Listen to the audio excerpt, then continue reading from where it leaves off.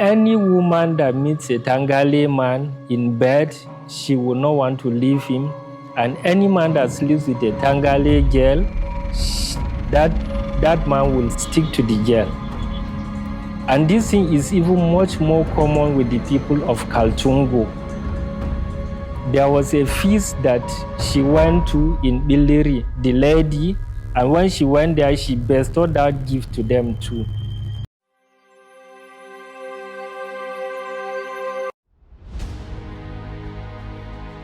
Hidden in the rolling hills of Gombe State is Kaltungo, a land wrapped in mystery, legends, and whispers of ancient gods. This community, part of Tangale East, carries stories that blend myth and reality in ways that both fascinate and unsettle the mind. Here, vipers are said to rule the land, sometimes seen in abundance, other times unseen for years, as if controlled by forces beyond human understanding. And deep within its oral history lies the tale of a goddess, a powerful spirit who blessed the people with fertility, potency, and strange sexual gifts. Some say she satisfied the gods themselves, bringing balance, abundance, and life to this land. To truly understand these mysteries, we sat down with a custodian of Kaltungo's heritage. My name is Jerry Perry. I'm an indigenous of Kaltungo. Kaltungo is part of Tangale East. I am a subsistence farmer. I'm a poet. I'm also a published author. The issue of snakes in Kaltungo land has been an issue of concern for quite a while. I think it is for this reason that we even have a snake bite and research center in Kaltungo here. The issue of snake dates back to our grandforefathers, and it is also a myth per se, because long before time, even before the people settled down, we had 5 guardian gods also. You can call them gods, you can call them guardians or whatever. There were actually 4. It was later that the 5th one came. The 4 were Kolwi and Kunglung. They were twins. Then we have Parkatak and Layanye. They were twins. So the 5th one is Monje Ngumyu. She's a female. Now, those 5 gods, they had unique traits or qualities about them. They can change into various things. The eldest of all the 4 gods was Kolwi. Now, Kolwi can turn into a forest. If he just decides, he can just change into a forest. While Kunglung, his twin, can change into a snake. Any type of snakes he desires to turn into, he turns into a snake. And then Parkatak turns into a lion, while Layanye turns into a hawk. Monjangumyu, her own purpose was purely sexual. Her purpose was to satisfy the 4 gods, to give them their sexual pleasures. That was her purpose. Before our people occupied this place, when they came, that was after they separated from the Tangale West. So they were looking for a land to settle down. And they now had those 5, in fact, then they were 4. It was after they found this place that Monjangumyu joined them.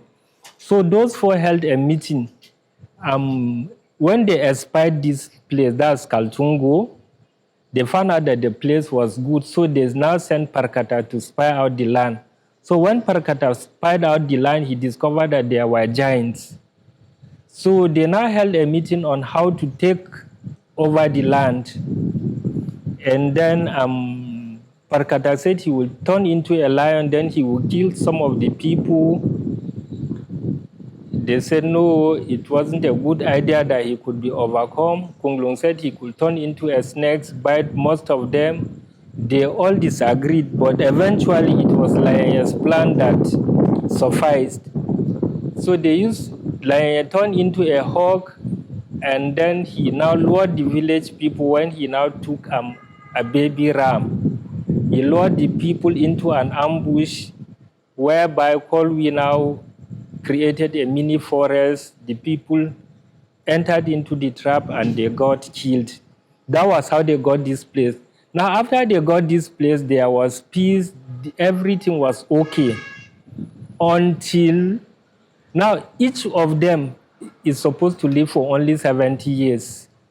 So when the 70 years was almost up for them, each one decided to bestow a gift upon this land.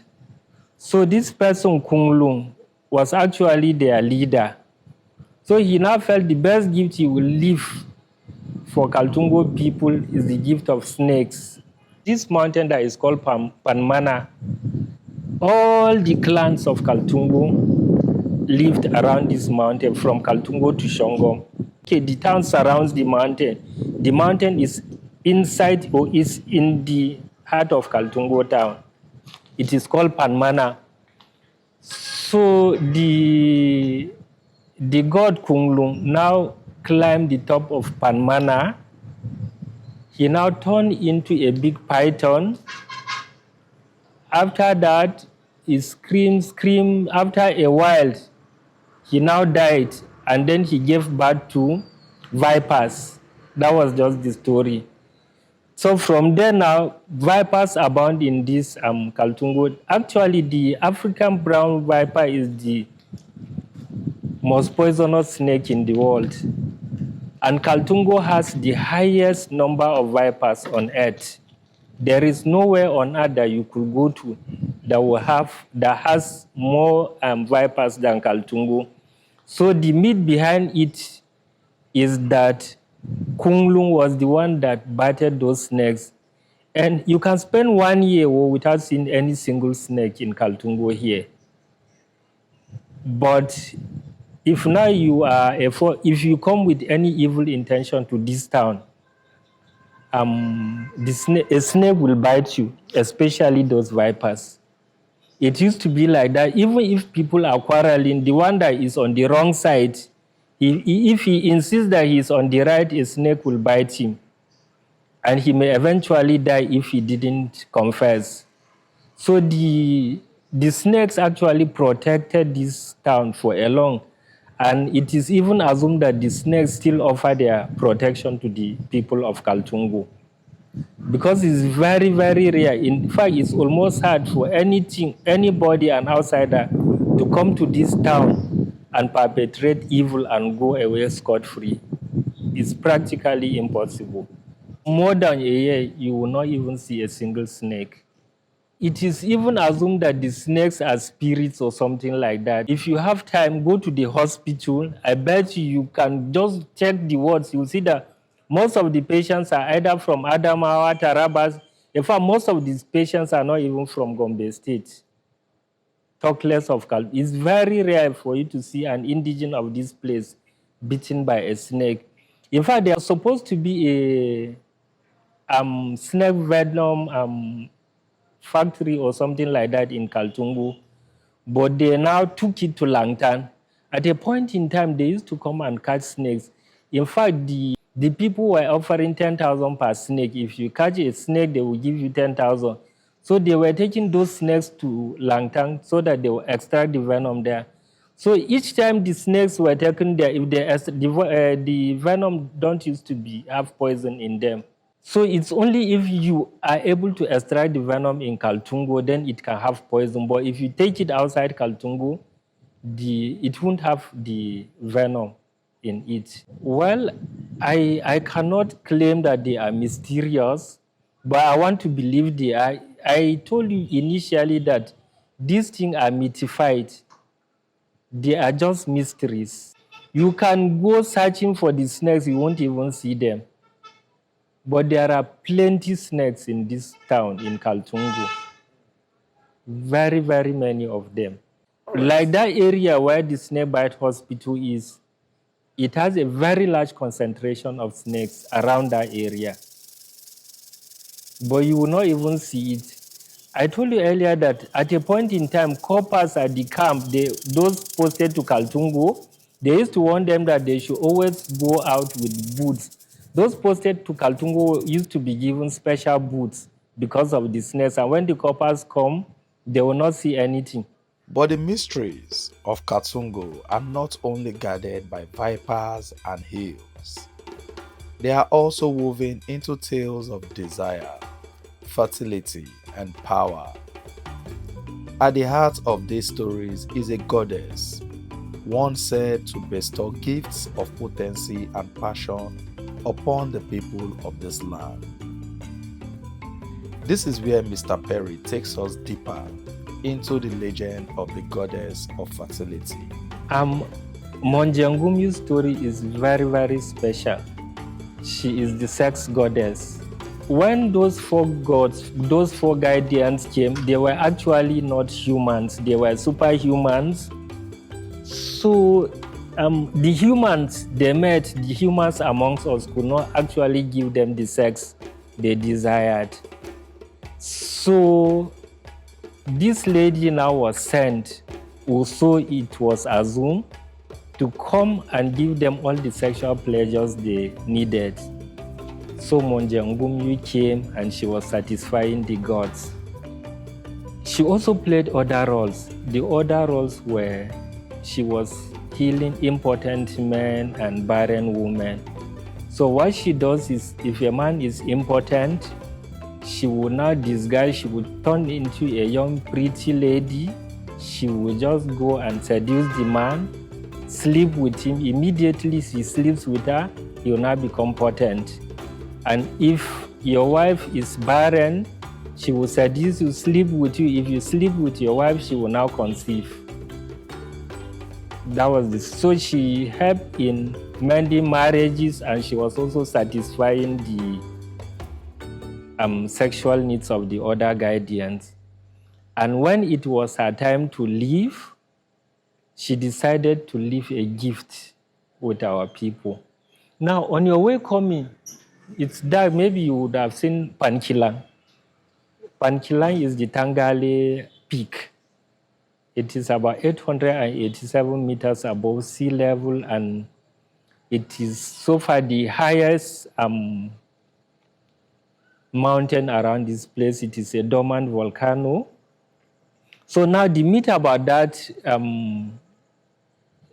mountain or that peak was, if you see it, it actually looks like a male penis. So this lady now decided to plant a penis there. And if you go to that mountain, it is actually not, from afar it looks like an igneous rock, but it is not an igneous rock, it is not sedimentary, and it is not a metamorphic rock. And you can even use your hand to pull part of the rocks.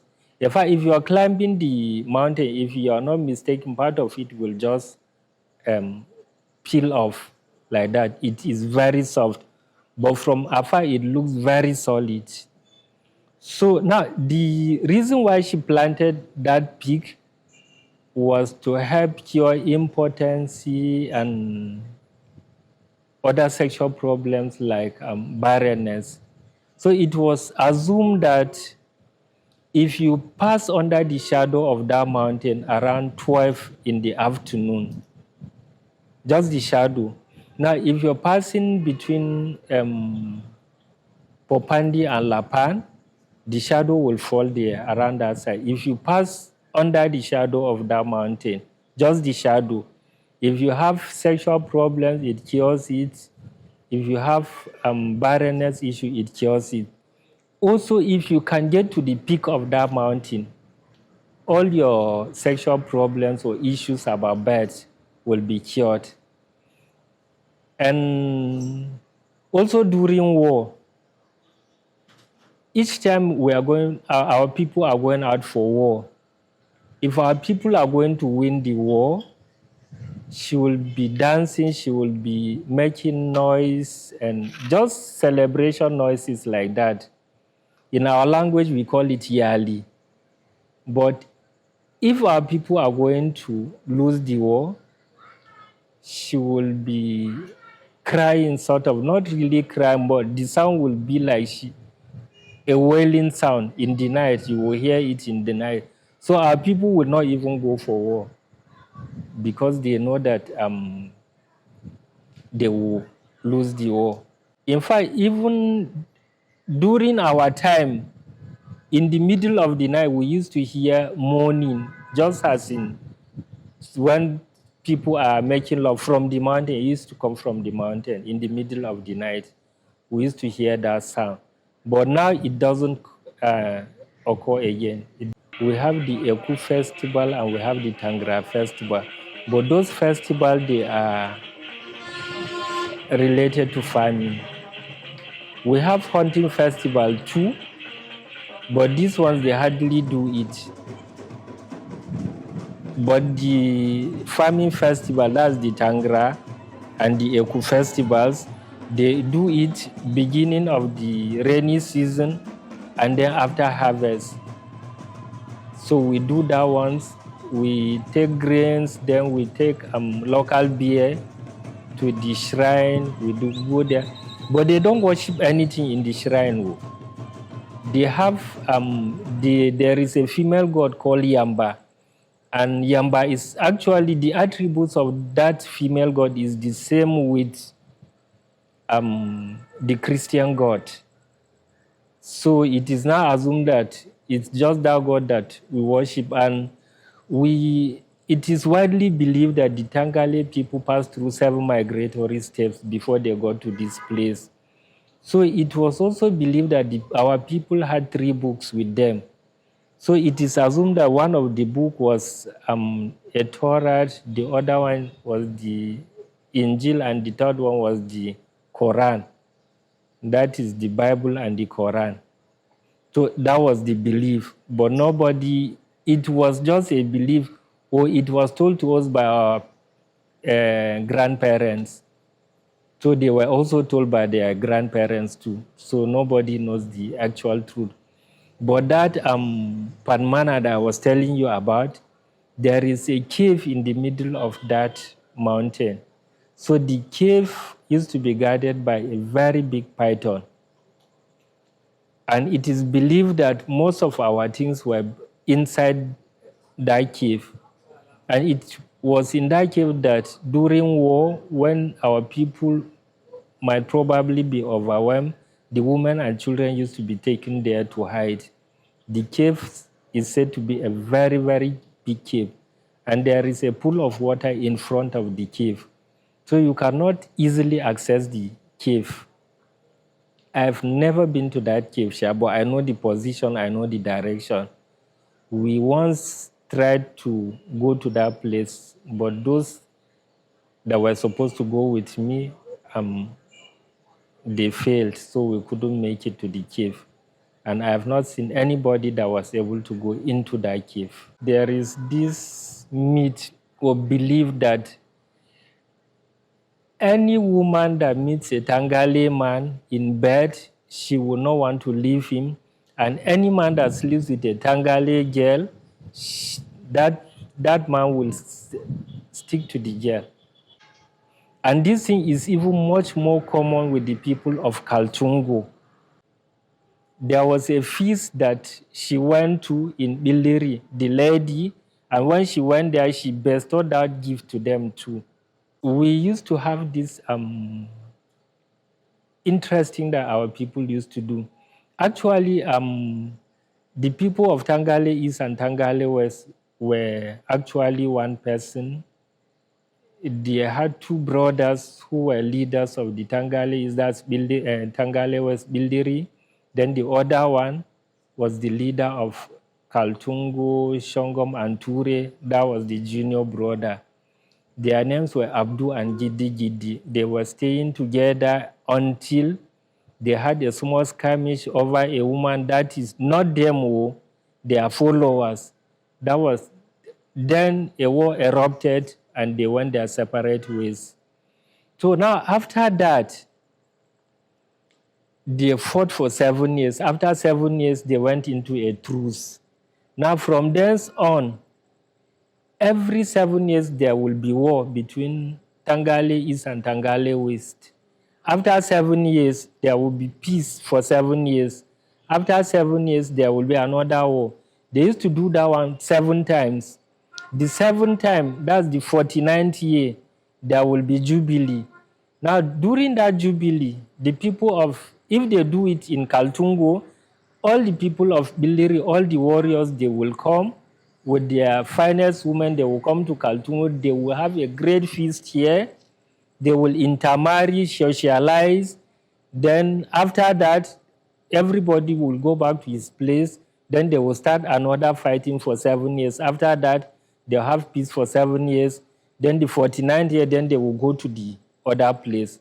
That's how they used to do until the white men came and they now stopped that practice. So it was during that Jubilee that this Monjangum, they had that Jubilee in Bildiri. So she went there and she bestowed that sexual gift to the people there. In a world so obsessed with forgetting, Kaltungo reminds us to remember, to honor our myth, to embrace our mysteries. I am Paul Oluwatosin, and this is Nkeyin TV. Please don't forget to like, share, and subscribe to our channel. This is our discovery for today. See you next time. We love